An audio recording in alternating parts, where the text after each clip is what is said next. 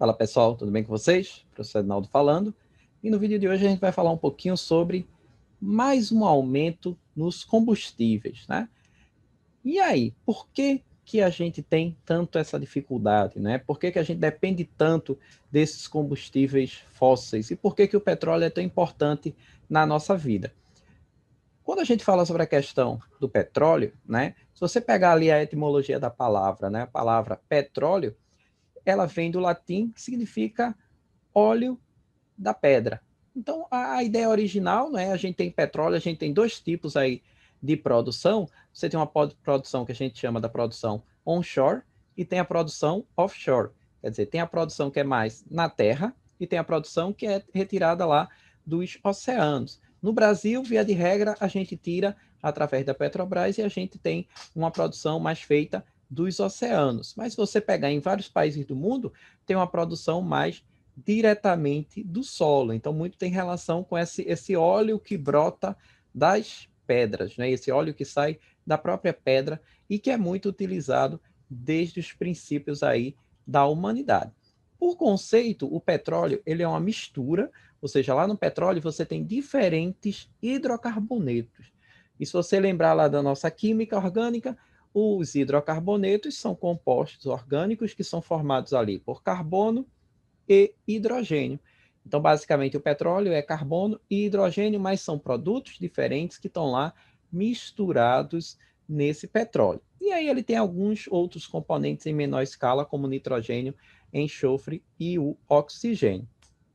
Esses hidrocarbonetos, eles podem ser separados dependendo ali do peso, dependendo da massa que eles apresentam. Normalmente ali a quantidade de carbonos é que vai dizer onde cada componente vai sair do petróleo quando a gente for fazer lá o processo de separação. Como eu falei, esse petróleo ele é usado e a gente tem muitos relatos da história antiga do uso do petróleo em tempos remotos, desde o período lá no uso em guerras, chamado fogo grego, né? Imagina você nas guerras antigamente, onde a gente via lá a pessoa vindo com a flecha, o outro vinha com arco, de repente um camarada solta uma bola de fogo. Quer dizer, quem desenvolvia a chama, né, quem desenvolvia o fogo, quem desenvolvia esse tipo de arma, ele tinha ali um benefício, né, uma vantagem muito grande quando ia lá para combate, quando ia lá para guerra. Então, teve um papel importante. Tem relatos também no uso de petróleo e de seus derivados na mumificação. Então, tem descobertas de múmias que têm ao redor do seu corpo passado também lá aquela camada de material de petróleo. Também tem relatos na própria Bíblia, a gente vê várias situações onde fala-se sobre o uso de um betume, de um líquido preto, como por exemplo na Arca de Noé e na própria Torre de Babel. Então, o petróleo já vem sendo usado aí há muitos e muitos e muitos séculos e sempre teve essa aplicação, essa grande variedade de aplicações.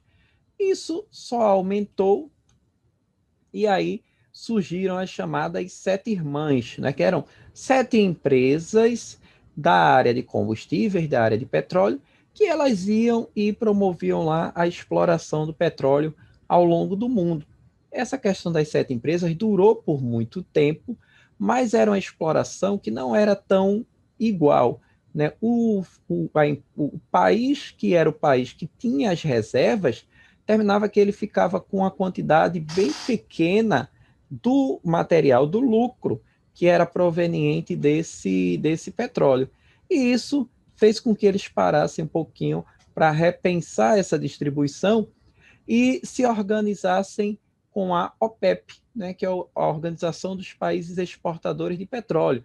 Se você pegar muitas coisas que aconteceram no nosso planeta no último século, tem relação com essa OPEP. A gente teve aí guerras, a gente teve aí sanções, a gente teve vários problemas nos países que estão aí ao redor da OPEP. Né? A gente não percebe que assim seria uma coincidência muito grande. Você vê todos os problemas que a gente teve com a Arábia Saudita, OPEP, Irã, Iraque, Kuwait, OPEP, e a Venezuela, também OPEP. Né? Então, se você fizer aí uma avaliação dos países que estavam à frente, que bateram pé que brigaram com grandes corporações e disseram, olha, você quer explorar nosso petróleo, mas não é uma divisão desigual, não. Você tem que, vamos dividir metade e metade. Você vai lá, pega a sua exploração, pega seus lucros, mas metade vem para o país de origem. Isso aí foi uma mudança muito grande que a gente teve em todo a questão comercial que envolve o petróleo.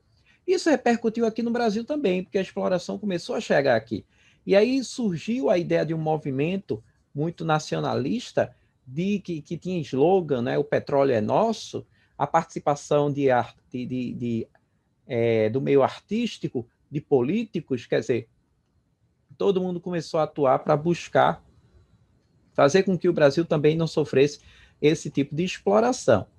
A questão que a gente tem no Brasil é que hoje a gente procura aumentar as reservas, a gente procura aumentar a nossa produção de petróleo, mas que também não é algo tão fácil, né? Após esse movimento nacionalista, a gente teve aí o surgimento da Petrobras, e a Petrobras ela é a única empresa aí que trabalha meio que numa forma de um controle maior, né? Tem quase um monopólio ali nas ações. Só que como o nosso petróleo ele é extraído nos oceanos, a gente tem um problema grande, porque a gente está falando aí de quilômetros de profundidade. Então, você tem aí casos que você vai buscar petróleo em 2.000, 3.000 quilômetros de profundidade. Então, isso quando a gente trabalha com 2.000, 3.000 metros de profundidade, a gente tem 2, 3 quilômetros de profundidade, o que é realmente uma profundidade grande. Como se não fosse pouco, a gente ainda tem a ideia de exploração do pré-sal, quer dizer, você tem a água, você tem a terra, você tem uma camada de sal e ainda tem um pré-sal, para depois você conseguir extrair esse petróleo do que está antes ali daquela camada de sal. Então a gente, em muitos casos, está falando ali de 5, 6, 7 quilômetros, o que é uma profundidade considerável. É difícil você conseguir extrair petróleo a partir dali, né? Na exploração, a gente pode usar tanto processos físicos como processos químicos, né? Processos químicos a gente pode trabalhar através de um craqueamento, né? A gente pode trabalhar através de uma síntese, quer dizer, de alterações na característica química da substância. Então, você pode aplicar vários tipos de processos voltados para mudar a estrutura. Posso pegar um produto maior, que tem um valor agregado menor, e a gente fracionar em componentes menores que tivessem um valor agregado maior. Ou eu posso fazer o contrário. Posso pegar produtos menores com valor agregado pequeno e eu posso sintetizar um maior que possa me trazer um valor agregado melhor. Então, a gente pode trabalhar a estrutura. Um outro processo é um processo mais físico que envolve a destilação, que aí pode ser uma destilação fracionada, onde, de acordo com a temperatura na coluna de destilação, a gente consegue separar partes específicas do petróleo. Então, a gente pode tirar gás, a gente pode tirar nafta, pode tirar gasolina, querosene, até chegar no asfalto, até chegar nas camadas mais densas desse petróleo. Então, o petróleo ele é uma mistura, ele é um composto que faz parte do nosso dia a dia. A gente precisa buscar cada vez mais rotas alternativas, né? Combustíveis mais renováveis. A gente precisa trabalhar muito a questão de forma mais sustentável para que a gente consiga não depender tanto do petróleo e fazer com que a gente consiga aí viver numa condição um pouco melhor e não trabalhar sempre com essa dependência tão grande que a gente tem hoje. Então, pessoal, mais uma vez, esse era o nosso vídeo. Grande abraço a todos. A ideia hoje é falar um pouquinho sobre o petróleo e falar de um contexto aí histórico do porquê a gente tem toda essa dependência desse combustível fóssil, tá ok? Então, mais uma vez, obrigado, pessoal. Se cuidem. Tchau, tchau. E até a próxima. Até mais, pessoal.